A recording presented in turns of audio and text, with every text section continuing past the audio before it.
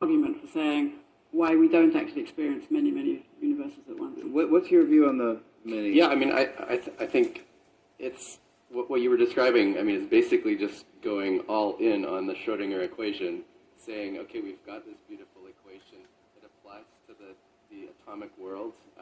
Let's take it seriously, and just if we believe in it, then I mean, you not only kind of understand through the mathematics there that at the local level you would effectively get something like collapse if you look at just a part of the description of the system, but then, you know, the only thing is that in the end it's a little bit disturbing philosophically that there's maybe a part of the wave describing the universe where, you know, I'm a football player, or then the question of, well, what is our experience in that picture of many worlds? Is there some way to understand, you know, why it is that we're just experiencing one thing? And so Gerard, how about now? I know that you're going to take us somewhere else now. No. When you asked me about this question about the wave function, Yep. you were nodding. I was supposed to nod no, and I nodded yes. Yeah. And I got you off track for a moment. And the point is this, that quantum mechanics today is the best we have to do the calculation. But the best we have doesn't mean that the calculation is extremely accurately correct. So according to the equations we get these many worlds. I agree with that statement, but I don't agree with the statement that quantum mechanics is correct, and so we have to accept all these other universes for being real. No, the calculation is incomplete. There is much more going on that you didn't take into account. And then again, you can mention the environment, other things that you forgot. So we are so used in physics that unimportant secondary phenomena can be forgotten. We just leave them out, and then we take the calculation for granted. But if you do that, you don't get for certain which universe you are in. You get a superposition of different universes. It doesn't mean that the real outcome, that what's really happening is that the universe splits into a superposition of different universes. It means our calculation is inaccurate, and it could be done better. And that doesn't mean that our theory is wrong, but that we made simplifications. We made lots of simplifications. Instead of describing the real world, we split up the real world in what I call templates. All the particles we talk about are not real particles, they are just mathematical abstractions of a real particle.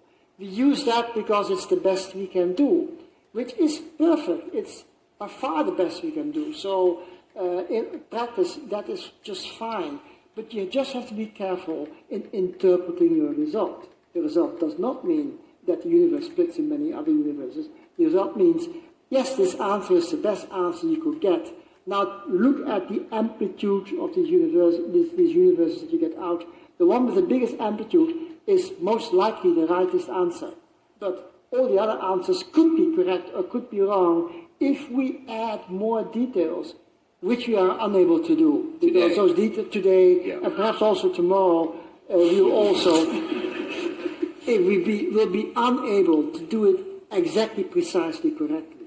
So we have to do with what we've got today. And what we've got today is an incomplete theory. We should know better, but unfortunately we are not given the information that we need to do a more precise calculation. That precise calculation will show wave functions do not peak at different points at the same time, like you have in Manhattan, that this address or that address, and we are in a superposition. No, in the real world, we are never in a superposition, because the real world takes every single phenomenon into account, and you cannot ignore what happens in the environment and so on. If you ignore that, then you get all the superposition phenomena.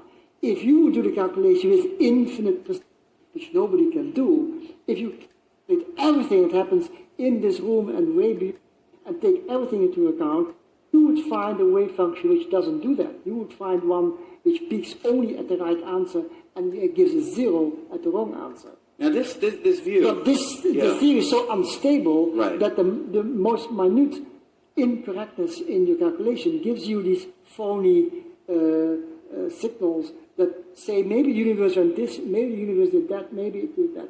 Only if you do it precisely correctly, then you get only one answer. Yeah. But Now that resonates obviously with an idea that goes all the way back to Einstein, that Yes. quantum. some would agree with such. Yeah, I think Maybe that he would preposterous, too. maybe it's not true. Maybe you have your own ideas. But anyway, it is, to me, it sounds like an Einsteinian attitude that no, nature is absolute. God.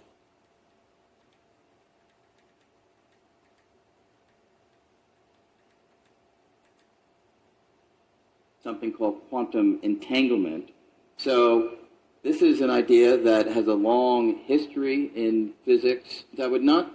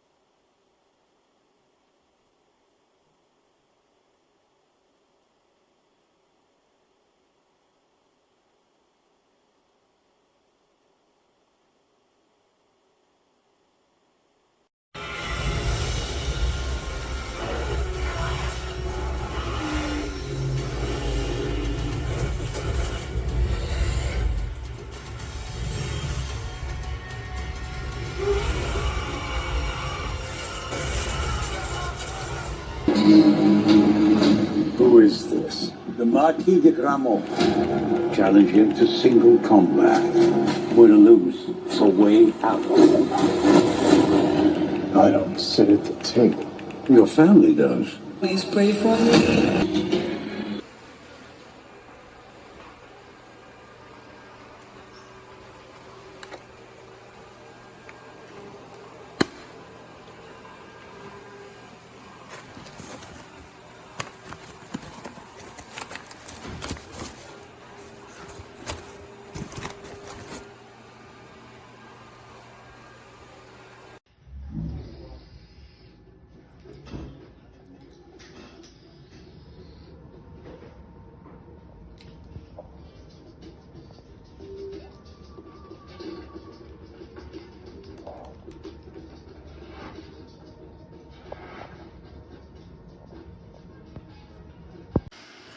¿A dónde?